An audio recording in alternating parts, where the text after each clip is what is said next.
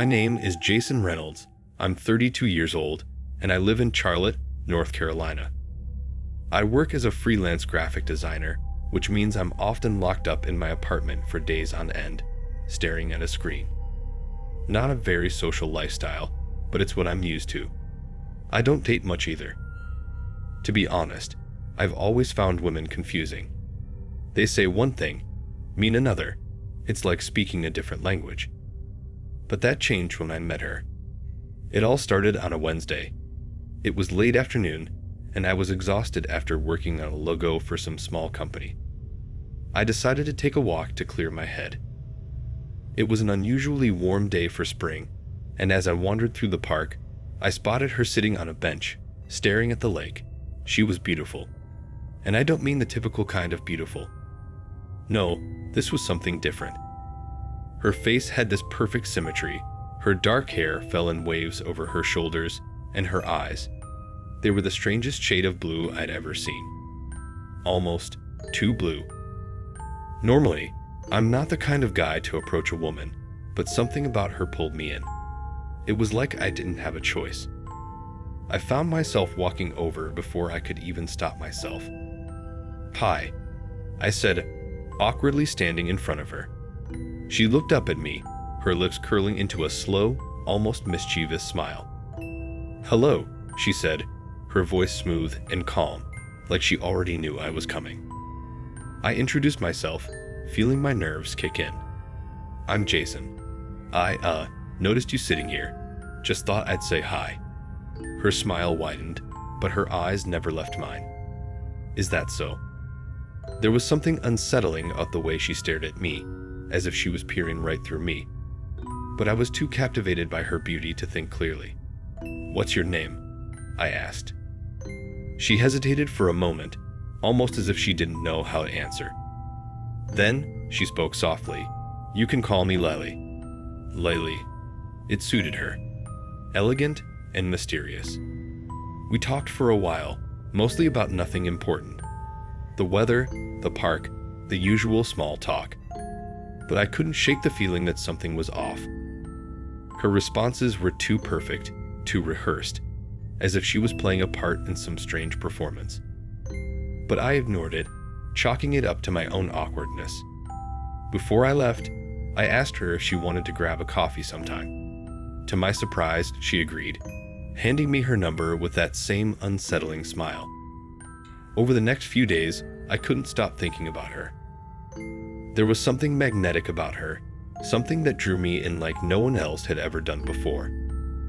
I tried to push the odd feeling aside, convincing myself that I was just nervous about dating again.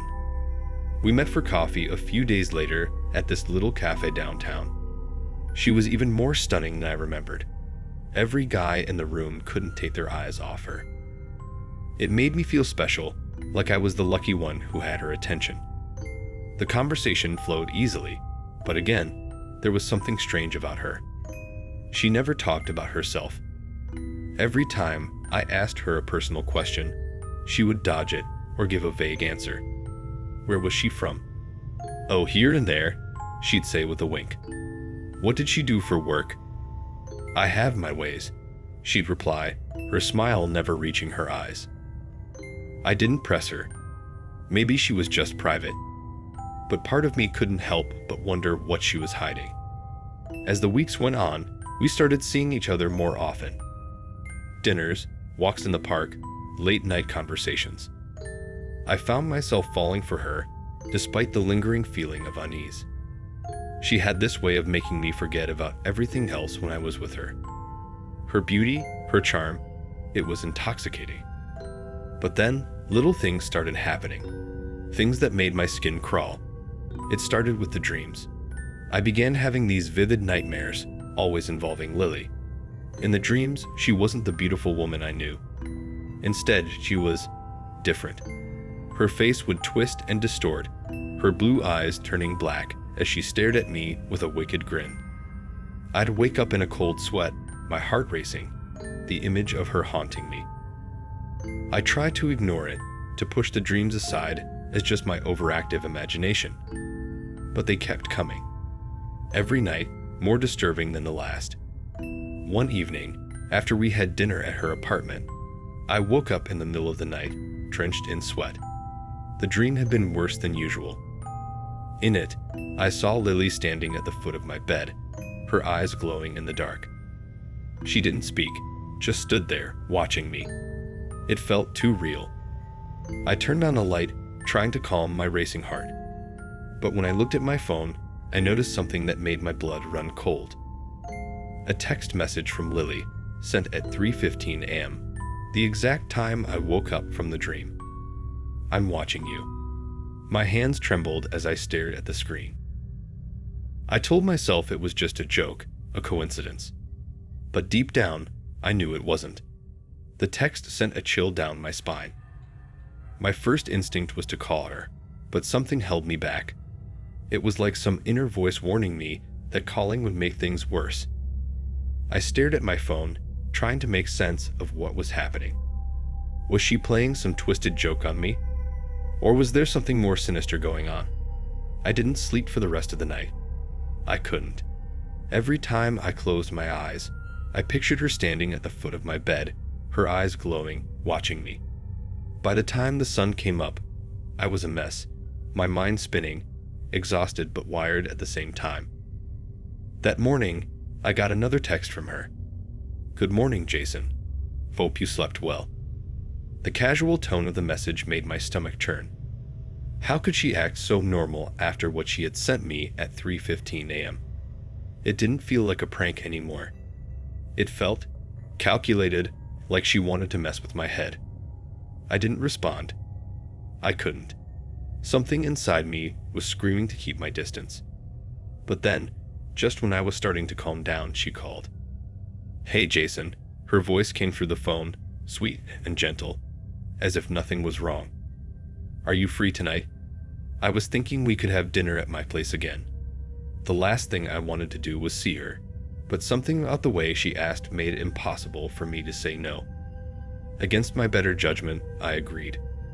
That evening, I arrived at her apartment, every nerve in my body on edge. The moment she opened the door, the unease washed over me again. She was stunning, of course, dressed in a sleek black dress that hugged her in all the right places. But there was something different about her tonight. I couldn't put my finger on it, but the air around her felt heavier, more oppressive. "Come in," she said, flashing me that same smile that had once been so charming. Now it felt more like a mask, hiding something I couldn't see. We sat down for dinner, and the conversation flowed easily, but I found it hard to focus. My mind kept drifting back to that text, the dream, the way she avoided talking about herself.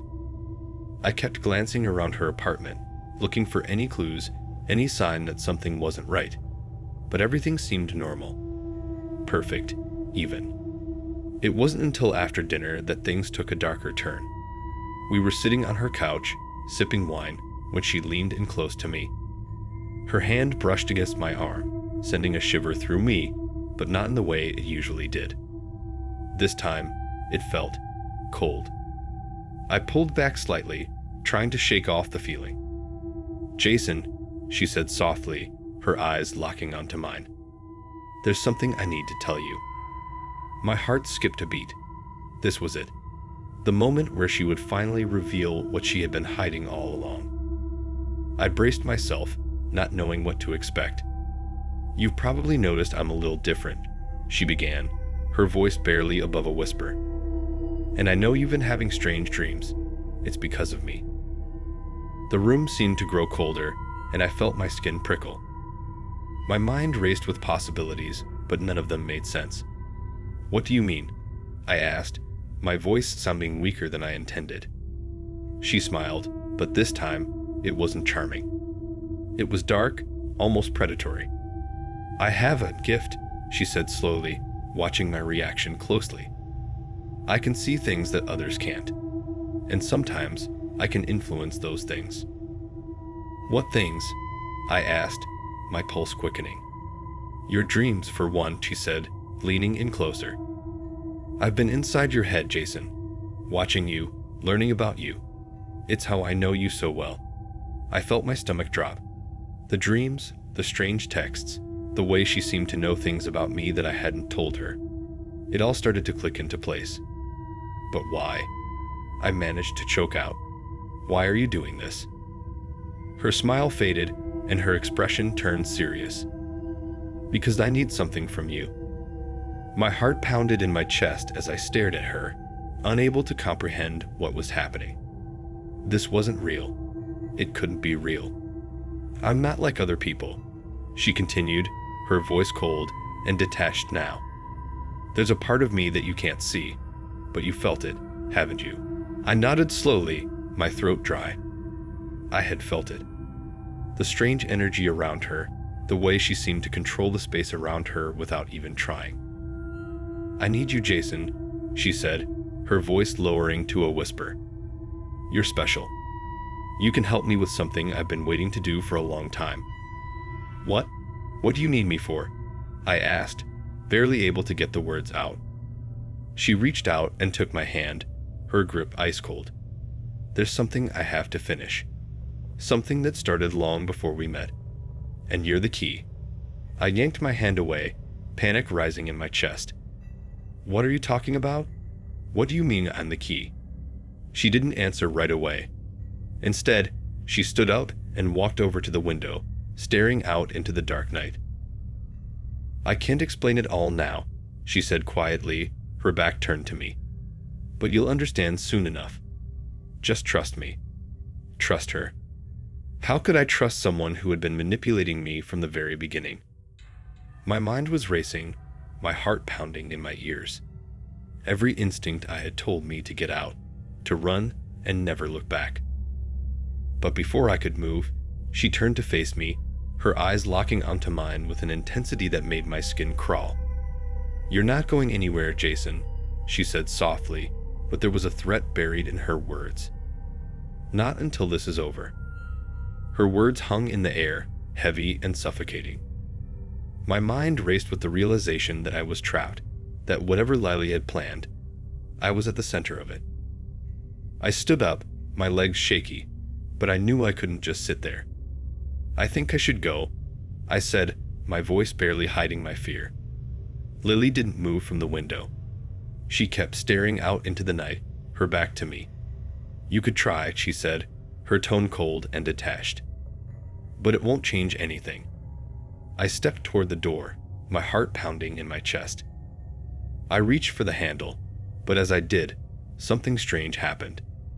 The air in the room seemed to thicken, and a wave of dizziness washed over me. It was like the walls were closing in, and no matter how hard I tried, I couldn't open the door. It wouldn't budge. You're already in too deep, Jason, Lily said from behind me. There's no escape now. I spun around to face her, my chest tight with panic.